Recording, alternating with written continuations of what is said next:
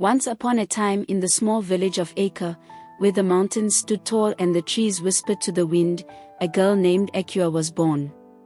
But before Akua was even a thought, there was her mother, Amina, a girl so beautiful that even the river sparkled brighter when she passed by. Amina's beauty was like the morning sun, lighting up the whole schoolyard. Every eye, every boy, every friend saw her and whispered her name like it was magic. But beauty, as they say, can sometimes be a trap, and it was for Amina. Her mathematics teacher, Mr. Kofi, a man with eyes like cold stones and a smile like a hidden snake, took notice. "Come by my house," he said one day, his voice soft but slippery. He promised to help with her studies, but Amina, innocent as morning dew, didn't know that Mr. Kofi's promises were hollow like an empty calabash. When she came, Mr. Kofi tricked her. She was alone with him, and his words were like a net, tangling her up until she couldn't escape. Then, he took her to the room and slept with her. That was the day Akua's life began, though no one knew it yet.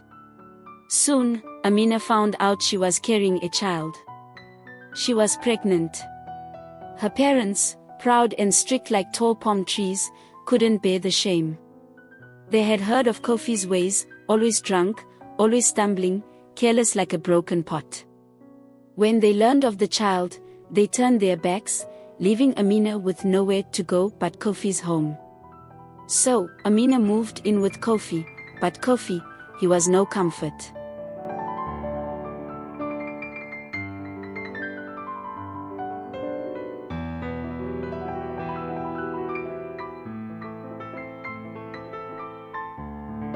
His eyes were often cloudy, his voice rough. He stumbled through each day, sometimes forgetting Amina was even there. And so, in that little house with the leaky roof and long nights, Amina stayed, her heart heavy like a stone, waiting for her child to be born. And that was how Akua, a small girl with bright, starry eyes, came into the world in a village where even the trees seemed to keep secrets. Amina's life with Kofi was like a long dark night without stars. She carried her heavy belly alone in that small, broken house. Kofi, always stumbling and reeking of sour palm wine, barely noticed her. Each night he would go out, laugh, and drink until he was more shadow than man. When he came home, he would collapse like a fallen tree, his eyes foggy and his voice loud like thunder in a storm.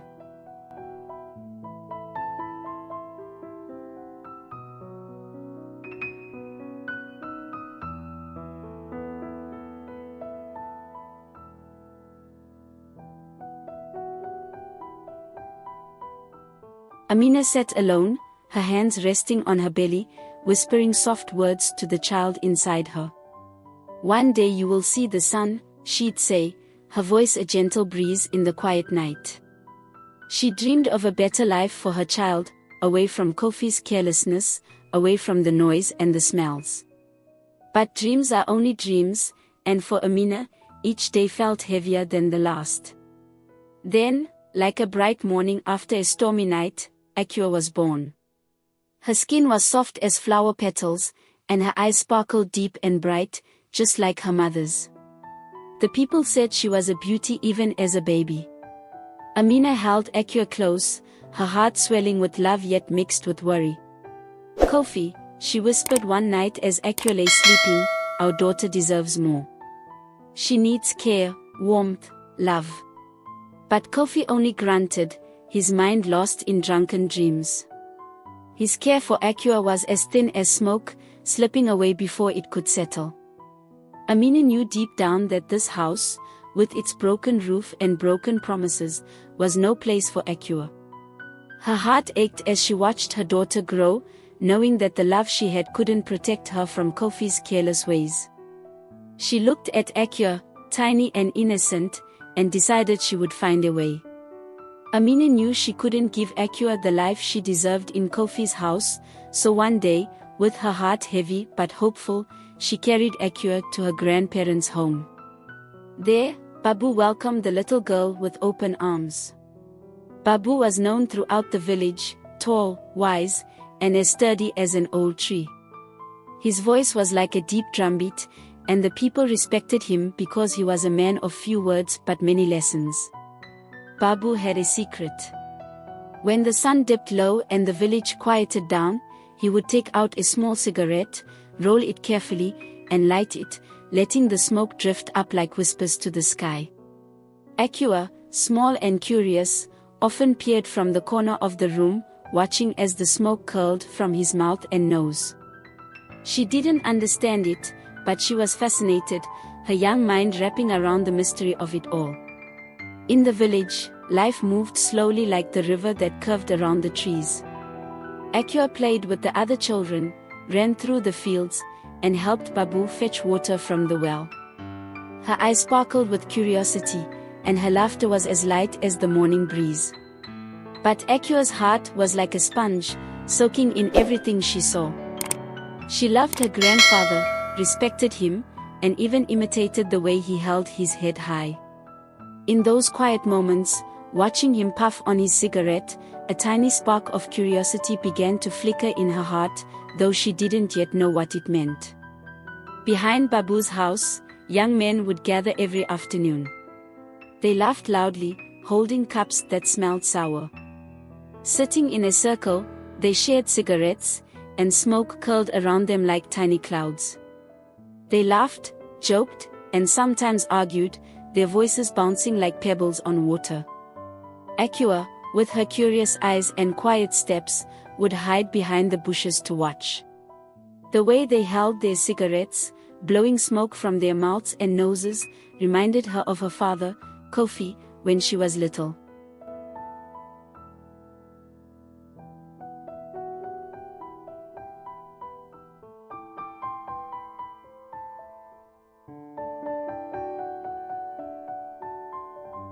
Now, she watched the smoke float around these men, feeling curious and fascinated. Their faces glowed with a strange happiness she didn't fully understand, but the swirling smoke held her like a spell. She stayed hidden, crouched like a little rabbit, eyes wide as she watched them make rings with the smoke. Sometimes, one of them would puff 2 streams of smoke, one from each nostril, like a dragon from the stories Babu told her. The men never noticed her peeking. They were too caught up in their own world, laughing and passing the cigarettes around. Akua, with each passing day, felt her curiosity grow. The smoke, the laughter, the mystery of it all, it pulled at her. She didn't understand it yet, but the sight stayed with her, like a little ember glowing in her mind. Little by little, the smoky influence drifted into her thoughts, wrapping around her like the curls of smoke she watched so carefully, leaving a mark that would one day call to her in ways she couldn't yet imagine. One bright afternoon, as Akua was playing near her home, the young men behind Babu's house spotted her. They waved her over, laughing and calling her name. "Akua, come here, little one of them said, grinning. Akua, always eager to help, ran up to them, her eyes curious and wide. "Can you do us a small favor?" another asked, holding out a few coins. "Get us some cigarettes from the village shop, will you?" Akua nodded quickly, taking the coins in her tiny hands, feeling proud to be trusted with such an errand. She dashed off to the shop, her feet quick on the dusty path. When she returned with the cigarettes, the men thanked her with big smiles, ruffling her hair and calling her a good girl. The warmth of their laughter made her heart feel light, like she'd done something important. Soon, this small favor turned into a regular task.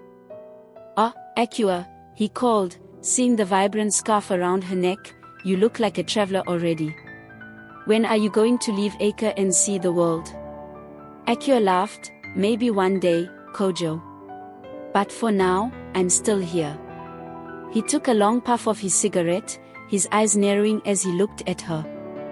"You know, in some places, smoking is considered sophisticated. Something travelers and city people do to show they're experienced," he said with a grin, the smoke trailing out of his mouth as he spoke. Akua felt a pang of interest as she watched the smoke drift up, forming delicate shapes in the air. She knew better, of course. Her grandfather's lessons still burned bright in her mind, but the idea of being sophisticated, of being a part of something beyond Akua, tugged at her heart. As weeks turned into months, Akua started thinking more about the world outside Akua. She wanted to feel the excitement of city life, to meet people with big dreams and bold ideas. She began saving money, little by little, hoping to one day explore the world. But with her dreams, a small temptation also started to grow. Every time she saw Kojo or the other young men with their cigarettes, she felt the same pull she had as a child. They always seemed so carefree, as if the smoke took their worries away. Now, as she got ready to face the unknown, the pull of that escape felt stronger than ever. One late evening, when the sky was painted with the fading colors of sunset, Akua stood outside her home, feeling a mix of excitement and nervousness. Tomorrow, she'd be leaving Akua for the first time, traveling to the nearby town to meet her uncle, who had offered her a job. Her heart pounded with anticipation, yet doubts lingered in her mind. Before she knew it, she found herself walking to Kojo's usual gathering spot. There he was, leaning against a tree, a cigarette in his hand. As if sensing her thoughts, he held out a cigarette toward her. "Just one, for courage," he offered, his voice low and persuasive. Akua hesitated, her mind flashing back to her grandfather's words, "Don't let it control your life." But here, in the quiet, with the weight of her dreams pressing on her heart, she felt the urge to take a small step into the unknown.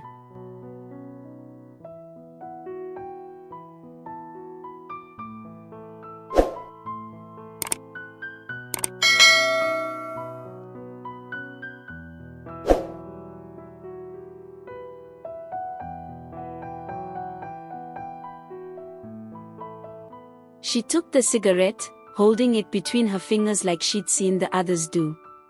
She placed it between her lips, and Kojo lit it for her.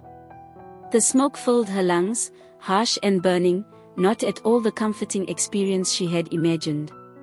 She coughed, her eyes watering, and Kojo laughed, patting her on the back. "It takes practice," he said, smiling. But for Akua, that single experience was enough to show her that smoke could never hold the answers to her worries. She looked at the cigarette in her hand, realizing it was nothing more than an illusion of strength. She let it fall to the ground, crushing it with her foot, feeling a surge of clarity. The next morning, Akua packed her bags and left Akua, carrying with her not the memory of smoke, but the wisdom her grandfather had given her. She walked with her head held high, the colorful scarf from the merchant wrapped around her neck, feeling the true strength that came from within her heart, unclouded by the illusions she had once been curious about. In the days and years that followed, Akua journeyed far and wide, discovering wonders she had never dreamed of. She met people from all walks of life, each with their own stories and struggles. And though she faced her own share of hardships, she never turned back to the things that only took more than they gave. When she finally returned to Akua, older and wiser, she found her grandfather waiting for her, his face filled with pride. She sat beside him, sharing the stories of her travels, her heart full of gratitude for the lessons he had taught her. Together, they watched the sun dip below the mountains, its light casting a warm glow over the town they called home. And in that quiet moment, Akua knew that the strength she had found was all she needed to face any storm. In the end, Akua realized that true strength came from within, not from illusions like smoke or fleeting ideas of sophistication. Her journey showed her the beauty of the world beyond Akua, but also taught her the importance of wisdom and self-control. She returned home with pride, knowing she had stayed true to herself and her grandfather's teachings. Sitting with him, sharing her stories, she felt at peace. Akua understood now that no matter where life took her, she carried the strength and wisdom to overcome any challenge. Let us know in the comments how you liked this story. And please don't forget to like, share, and subscribe so we can bring you more amazing stories.